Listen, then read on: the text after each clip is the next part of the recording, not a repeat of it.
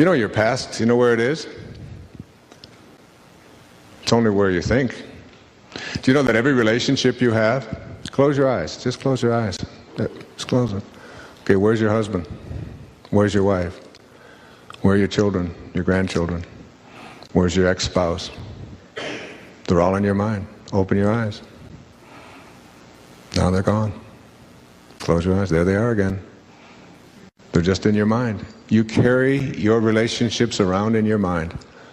And if your thoughts about your relationships are on what is wrong, what you don't like, what you hate, what they did to you, that will be your experience. And you will materialize or manifest more and more of that pain into your life. If you look at what you love about them and make that the focus of your attention, that will be the nature of your relationship. It's the greatest secret in making any relationship work. It's so simple. Always focus on what you love if you want that to expand in your life. When you look at someone that you're in a relationship with, look at what you love. Because what you think about is what expands. I'll be talking about that a little bit later on. About not giving energy to the things you don't want. Because what you think about is what expands. And if what you're thinking about what you don't want, then more of what you don't want will just keep showing up. It's the only way it works. So now I'd suggest to everybody in this room and everybody listening that you take an eraser to all of the wounds of your past and you just send them away. And don't make them your calling card anymore. And bring the presence of God to those problems. And the presence of God is nothing more than a higher, faster energy. It's all energy. Everything is energy. As Einstein said, nothing happens until something moves. And spiritual energy is just energy that moves very fast and at very high frequencies. And problematic energy is very slow and very low frequencies. And when high, fast frequencies are put in the face of low, slow energies, they are nullified. They dissipate. They can't survive. There's a song that they sing at a lot of the churches that I speak in. It says, "Surely the presence of God is in this place." It's a great affirmation. Anytime, or the affirmation from A Course in Miracles, I can choose peace rather than this. But surely the presence of God is in this place. Every time that I have a conflict with one of my children or with any place, I just bring that line to bear on what is I am experiencing right now. I just bring that line to bear. Surely the presence. Because there's no place that God is not. As the little child in India in the 7th century, who was an avatar, who was really God in a human form, and everywhere he would go, people would be healed just by being in his presence, just like St. Francis. He'd be seen in the village, he'd be seen in the valley at the same time. Lights would emanate from his body wherever he would go, and everyone in the village knew that this was a child of God. This was God in their village without the benefit of an ego. This was an egoless being who had shown up in their village. Which is what I believe our great spiritual teachers were. Like there's ways to reach highest levels of consciousness. One of them is to take on an ego and then spend a big hunk of your life seeing if you can shed as much of it as you can. Which has been my path. But there's another one where you just show up and you never take on an ego in the first place. There's only been a handful of those in recorded history. And this little child was one of them. And the elders in the tribe knew that this was God in a human form. And they went up to the little boy and they said to him, trying to bribe him, "I'll give you an orange," they said, "if you can tell me where God is." And the little boy, without hesitating, said, "I'll give you 2 oranges if you can tell me where God isn't." It's one of the very fundamental precepts of this entire program, is that there's only one power in the universe, and that is the power of God. And that whenever we see evil It's nothing more than love going in the wrong direction, away from its source. And all we have to do is figure out a way to get it to turn around and start returning to its source. Because there's only one power in the universe. And every time we think that we are in something that isn't good, like a problem, like disorder, disharmony, disease, discomfort, what we've done is we've used our mind to create a separation from God. And as long as we are moving away from that source, from that spirit, as long as we're moving opposite of that, those problems continue to manifest. But if we can somehow figure out a way to turn around and move back in that direction, we can eliminate it. I did an interview yesterday on this Cablevision channel, and this young man, he said to me, he's a young kid right out of school, he said to me, I'm going to ask you some really tough questions. I'm going to make you sweat. So I was just at an interview. He said, he started asking me things like, why should I buy your book? You know, and I said, I don't really care if you do. I just wrote it, and if it's out there, and if you want to get it, fine, and if you don't, that's fine with me too. And he said, well, how is your book different from anybody else's book, and what makes it better? And what do you say to all of the people out there who say that you're just peddling, positiveness and trying to make other people feel good and you're making money off of that? I said, they may be right. I said, he said, that's what you tell them? I said, yeah. And then when we were off camera and we were walking out, he was a very nice young man. He said, boy, you just skirted right away from all of those tough questions.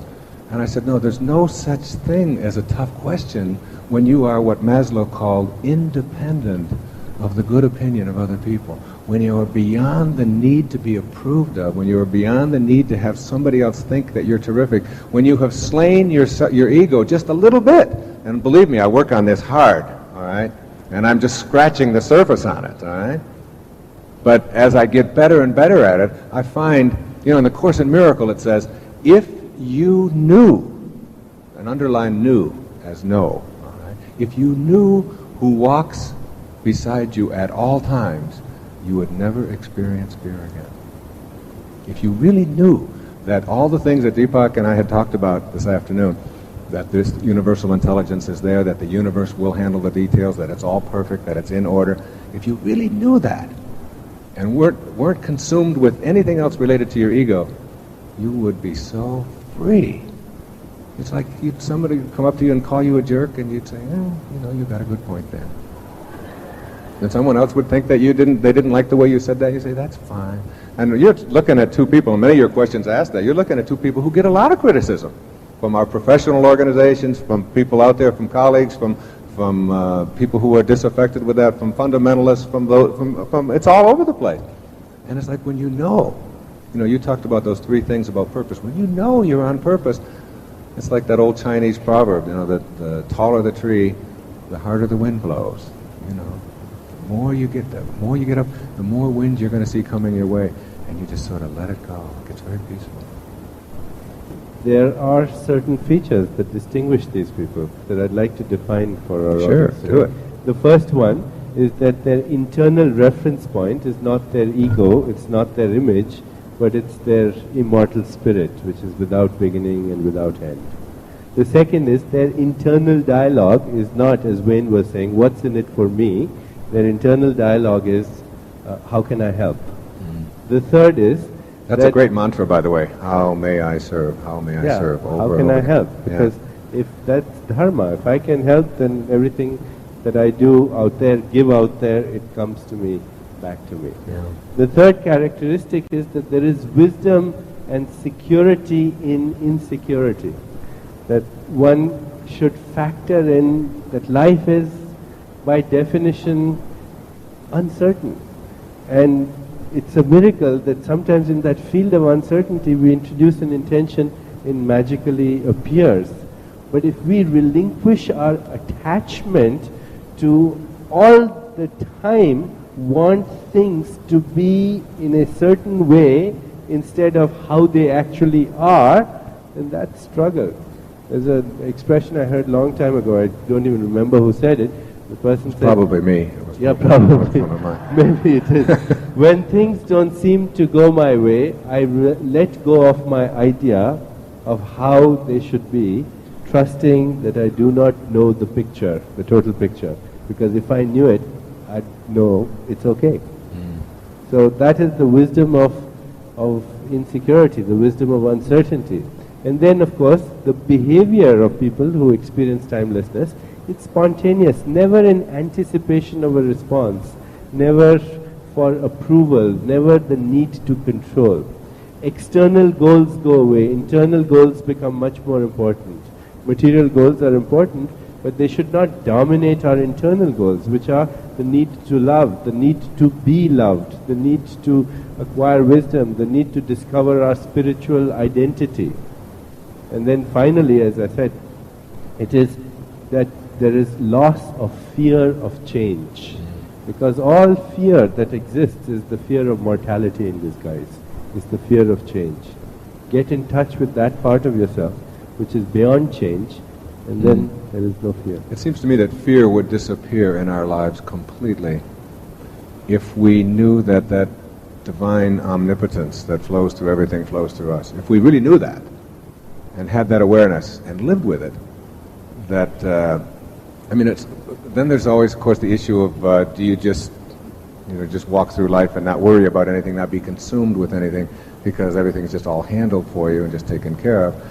Or do you, as Jung put it, he said that's an enormous paradox that they talk about in the Gita, that's cleaving the opposites. He put it this way, he said, all of you, at the same moment that you are protagonists in your own life, making choices, at the same instant, you are also spear carriers, or the extras, in a much larger drama. In fact, he said, and he studied this for a lifetime, he said, you are doomed to make choices. So you've got to live with both of those opposites, and when you sort of cleave that opposite, you get very peaceful and you get purposeful, and it doesn't mean that you're resigned and say, oh, there's starvation in the world, so I won't be concerned about it. What you do is you don't get attached to it, and you don't tell yourself that it shouldn't be happening, and you say, yes, indeed, it must be a part of the divine plan, but so at the same instant is my desire to end it. So both of those are existing. So that's what you go with, your desire to end it. And you don't become one more part of the problem where you're just judging it. As I readied myself to make the shift from an exclusively spiritual being into the world of particles in 1939, I had the following conversation with the creative intelligence I'll call God. God, what would you like to accomplish on this journey you're about to undertake? Me, I'd like to teach self-reliance, compassion, and forgiveness. God, are you certain that this is what you wish to dedicate this entire lifetime to? Me, yes, I can see the need even more clearly now. God, well then I think we'd better put your little ass into a series of foster homes and have you stay there for a decade or so, where you'll learn to experience relying upon yourself, and we'll remove your parents so that you won't be dissuaded from your mission. Me, I'll accept that, but what about my parents? Who will best facilitate my life's purpose? God, you can select Melvin Lyle Dyer as your father, a prisoner, an alcoholic, and a thief. He'll abandon you as a baby and never show up in your life. You'll first practice hating him and seeking revenge, but you'll ultimately forgive him long after he's left his body. This act of forgiveness will be the single most important event of your life. It will put you on the path that you're signing up for. Me. And my mother? What about her? Take Hazel Dyer, Lyle's wife. Her compassion for all of her children will give you an example to follow. She'll steadfastly work herself to the bone to reunite you and your brothers after 10 years or so of her own suffering. Me. Isn't it an awful, cruel fate for my father? God. Not at all. He signed up for this 25 years ago. He dedicated this entire lifetime to teach one of his children the lesson of forgiveness. A noble gesture, wouldn't you say? And your mother is here to show you how true compassion shows up every day. Now get down there and participate in becoming a particle. In the introduction of my book, You'll See It When You Believe It, I wrote about finding my father and visiting his grave in the early 1970s. The facts that led me there defy the laws of logic, and visiting it was the final hurdle I needed to overcome before initiating my writing and speaking career, or the mission I'd signed up for back in 1939. I've also visited the Holocaust sites of Europe and read and reread the history of events that contributed to the hatred that created war. In the 1960s, I worked to bring peace to the events surrounding the horrible Vietnam War, and today my attention is often focused on finding an alternative to the violence and hatred in Africa, the Middle East, and particularly Iraq. My calling is deep within me and has a hold on me. I don't know what I'm going to do next, but I'm probably being guided by what Spirit and I decided at the inception of this journey. One thing I know for certain is that I'm inspired. I've described my personal insight about my calling to encourage all of you to examine your own life, including all of its travails and success, as a necessary experience in order to fulfill your mission. Looking at life from this perspective nurtures the deep yearning within that will beckon you back to Spirit. As you can see from my own example, it can be a great help to look at your entire life as the unfolding of a plan that you participated in before you even arrived here. By doing so, you shift from blaming others and circumstances to being responsible and feeling your purpose. Whatever shows up in your life then becomes a part of the perfection of this plan. When everything you experience seems unwelcome, for instance, you can search for what you gain from the apparent obstacles. If we can remember that we're responsible for what we're attracting, we can then eliminate the negative energy we wallow in. If what we desire is to be inspired and feel joy, but the opposite keeps showing up, rather than cursing fate, we can view ourselves as simply being out of creative vibrational alignment. We can shift our vibrations in the form of thoughts to those that are more harmonious with our desires, and we can then begin to take the small steps necessary for our inspiration to be sensed. Source energy will cooperate with us when we seek it energetically. Moreover, we can begin to reassess our lives for misaligned attractions and imagined bad luck. When we feel peaceful within ourselves, we begin to attract more of the peace we desire because we're functioning from a spiritual place of peace. When we engage Spirit, we regain the power of our ultimate source. Regardless of what goes on in the world of form, inside of ourselves, we'd still be living in Spirit. For example, a beggar on a street corner may have agreed to come into this world of boundaries to teach and generate the awareness that leads to more compassion in this world, or even to teach a single person, perhaps you, to become more compassionate. In an infinite universe, there's no time restrictions on how many lifetimes we get. With an infinity before us, spending one lifetime teaching compassion doesn't seem so outrageous. When we feel peaceful within, we begin to attract more of the peace we desire because we're functioning from a spiritual place of peace. When we engage Spirit, we regain the power of our ultimate source. An inspirational attitude is less judgmental and more appreciative, with a keen eye for how God or source energy manifests. And remember, source can't be removed from what it creates. Everyone and everything contains God or the source, so be on the lookout for the God force in every living thing. Explore how this force has delivered to us many blessings in disguise. We came from a world of pure spirit and allowed that source to take over without any interference or questioning on our part. As long as we were in spirit, our source materialized in a multitude of ways to handle everything for us. Then, almost immediately after our birth into form, we initiated a program to deny Spirit and emphasize the ego. But now, as you listen to these words, you're on the threshold of dropping ego identity and returning to a life where inspiration awaits you. Love is the feeling you must learn to assume. Subconscious mind is really a piece of the one mind, and you and I are living in that mind. This universal subconscious mind is the first cause and the stuff from which all things are made. This thingless thing is really love. When you feel it, truly feel it within as your private inner awareness regarding what you would like to manifest, you gain the power of creation. Recall what St. Francis of Assisi said in one line of his famous prayer, "Lord, make me an instrument of thy peace. Where there is hatred, let me sow love." You are asking in this prayer to have the feeling of the wish fulfilled. When you experience anger, frustration, fear, doubt, worry, stress, and so on, ramp up your love and immerse those negative feelings in a container of pure love.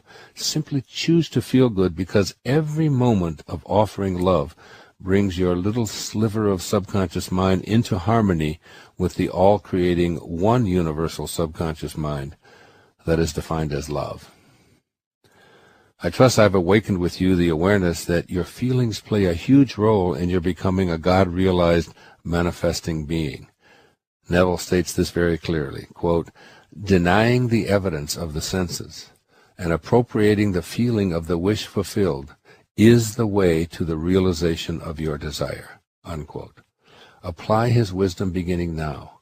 It will serve you in ways that you may never have imagined in common hours. And remember that picturing the future without assuming the feeling of the wish fulfilled is nothing but futile daydreaming. Practice feeling a thought that you have inserted into your imagination. Remember that a feeling is what you feel in your body as you contemplate what it is you wish to manifest or who you would like to become.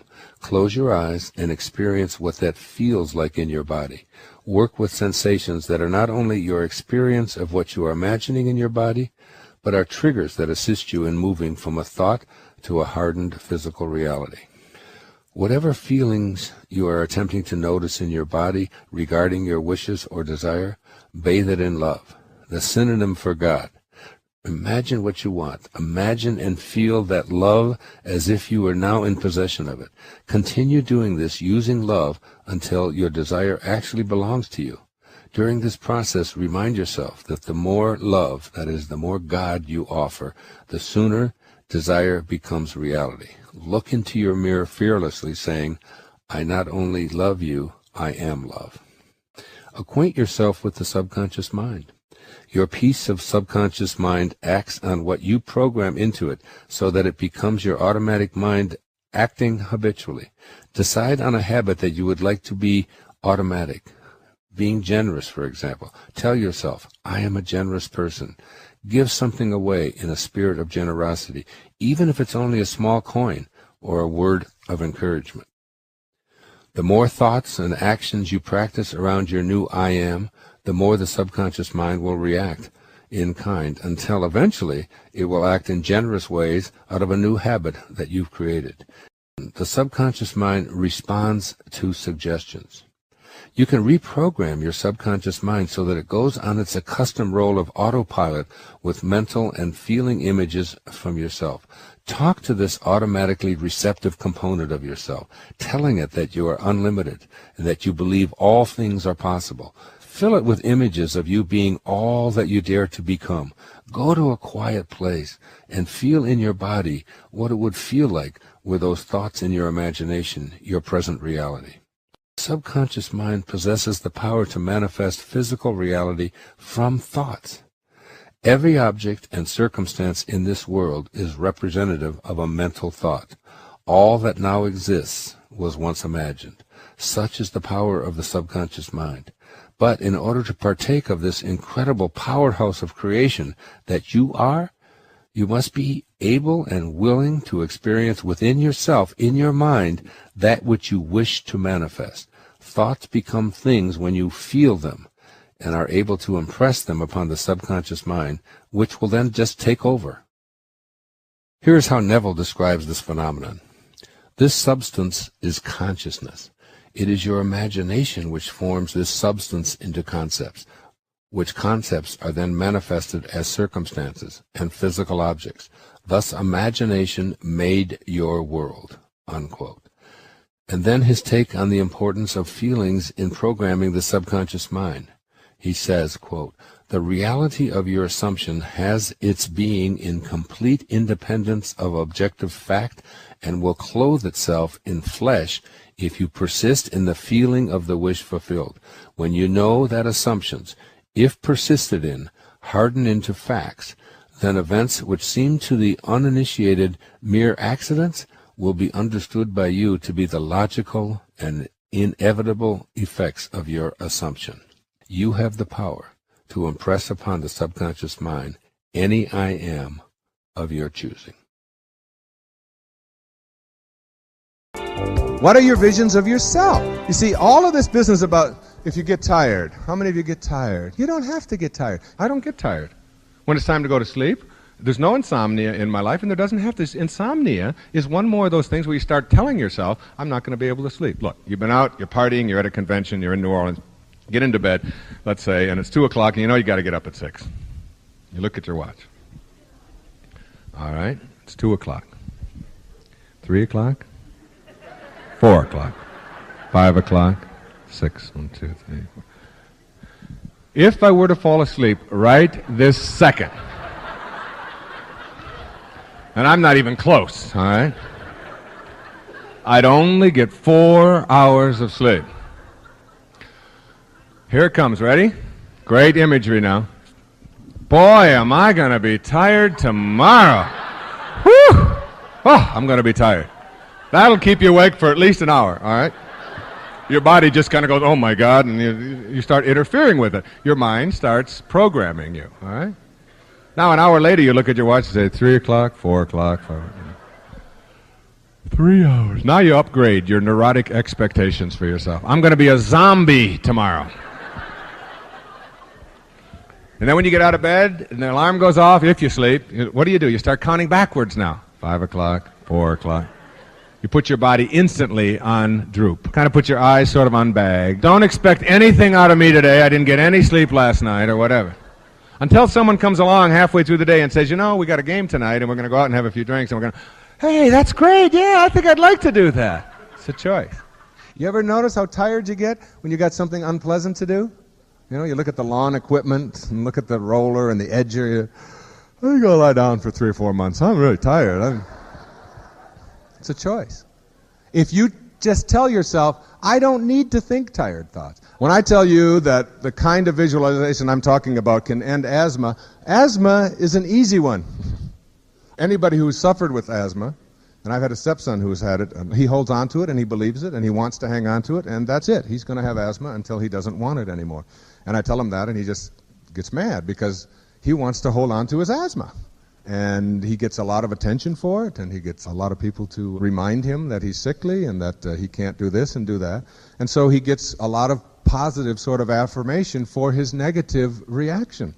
I have seen people eliminate a lot more than asthma. When people ask me, what kind of a therapist are you? Where do you fit in? You know, are you a behaviorist? Are you a rational emotive therapist? Are you Freudian psychoanalyst? I call myself a do-do therapist. And I really mean that. A do-do therapist is someone who believes in the great secrets of the universe. One of the great secrets that you'll read in Icus is that I hear and I forget. I see and I remember. I do and I understand. And not one moment before. I mean, not one of you who knows how to swim by watching somebody else do it or listening to somebody else give you instruction. You know how to swim because you got in the water and you flop around and you fill your mouth up a few times and then eventually you do it. And you know something? What do you think is the difference in your physical skills between the moment before when you couldn't swim and the moment afterwards when you did let go and could swim for the first time? You think your physical skills are any different? They're exactly the same. We all know how to swim. Now you believe you can. And when you believe you can, you just do it. You just do it. And if you can't ride a bicycle, there's a woman who came to me and said, I can't ride a bicycle. My parents wouldn't let me. My mother would never let me get on a bicycle when I was a little kid. And I had these big white teeth and she was afraid I would break them. And I said, okay, that's great. Let's go. She said, go? Where are we going? She wanted to sit in the office. I said, I've got a bicycle downstairs in the garage, and we'll just go on, and I'm going to teach you how to ride a bike. You think I'm paying these kind of prices to come here and have you teach me how to ride a bicycle? I want to know why I can't. He said, oh, well, you didn't say that. That'll take another 30 seconds. You can't because you never got on one.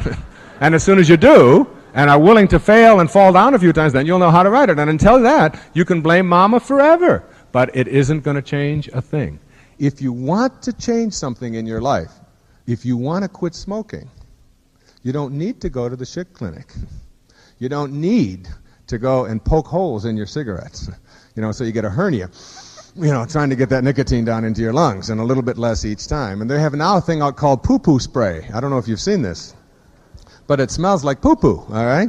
And you spray it on your fingers so that every time you go, oh, I don't want... No, I won't be having any of those today, no.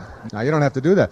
What you do is, the first thing you do is you see yourself as an ex-smoker. You just see that. You visualize yourself there, and you take credit for having such a wonderful picture of yourself. You do that first. And then the second thing you do is you tell yourself how easy this is going to be. This isn't hard. There's nothing difficult about quitting smoking. You just do it. You just don't put cigarettes in your mouth one day at a time. That's what you do. And you don't tell yourself, I'm going to want them, I'm going to get fat, and all of these kind of... You don't do that. You stop the blame, and you do it. You want to lose weight. You see yourself looking the way you want to look instead of go on a diet. Everybody I know on a diet is fat. And if you change the way you see yourself, then when you've eaten enough, you stop. You just see yourself in a different way. You stop that. No, I don't want any more. You say, I think I'll exercise a little more. I'm going to go out and I'm going to do some kind of exercise. I'm going to walk. I'm going to get myself on an exercise bike. I'm going to go to a dance class. I see myself this way. Now I'm just going to act out on that instead of saying, oh, it's so hard to quit. It's just so hard to lose weight. I'm so depressed. I think I'll have some candy as soon as I get over that, you know. And I had a person come up to me after a talk one time and said, Dr. Dyer, you mean to tell me you never get depressed, ever? I said, of course not. She says, oh, that's depressing. Oh, that depresses me even more. You see, it depends on how you see yourself. Someone just sent me recently a video that said the Steve Jobs top 10 rules for success. You know, and I went through the whole thing. It was about a 40-minute video, and I just started watching it. It was various times that Steve Jobs had been interviewed, and they went through his various success themes. And I think this story just summarizes about all 10 of them. It's called "Why Do Ducks Quack and Eagles Fly?" Years ago, this is in the Manila paper. Years ago, my friend Harvey McKay told me a wonderful story about a cab driver that proved this point. He was waiting in line for a ride at the airport. When a cab pulled up, the first thing Harvey noticed was that the taxi was polished to a bright shine.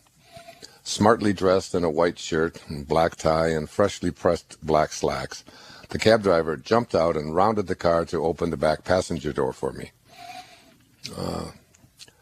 He handed my friend a laminated card and said, I'm Wally, I'm your driver. While I'm loading your bags in the trunk, I'd like you to read my mission statement. Taken aback, Harvey read the card. It said, Wally's mission statement. Quote, to get my customers to their destination in the quickest, safest, and cheapest way possible in a friendly environment, unquote. This blew Harvey away, especially when he noticed that the inside of the car matched the outside, spotlessly clean. As he slid behind the wheel, Wally said, would you like a cup of coffee? I have a thermos of regular and one of decaf. My friend said jokingly, no, I'd rather prefer a soft drink. Wally smiled and said, no problem. I have a cooler up here in front with regular and Diet Coke, water, and orange juice. Almost stuttering, Harvey said, I'll take a Diet Coke. Handing him his drink, Wally said, if you'd like something to read, I have the Wall Street Journal, I have Time, Sports Illustrated, and USA Today. As they were pulling away, Wally handed my friend another laminated card. These are the stations I get and the music they play, if you'd like to listen to the radio. As if that weren't enough, Wally told Harvey that he had the air conditioning on and asked if the temperature was comfortable for him. Then he advised Harvey of the best route to his destination for that time of day. He also let him know that he'd be happy to chat and tell him about some of the sights, or, if Harvey preferred, to leave him with his own thoughts.